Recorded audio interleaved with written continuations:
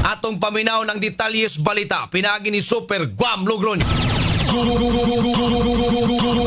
Guam Logronyo sa Super Radio. Yes, Super Guam, pasok!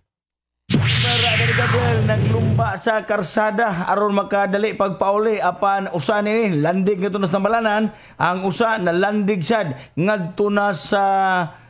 porsyento sa kapulisan kinihuman usab nahitabo ang ilahag sinumbagay nga niresulta usab sa dinunggabay mga alas 8 kagabi didto ni sa may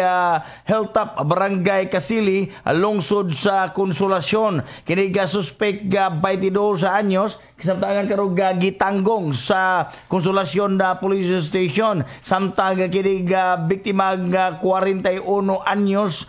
minyo nga taga Barangay Kasili lungsod sa Konsolasyon agada karon sa Tambalanan human nakaangkon kini og sama dinunggaban diha sa iyahang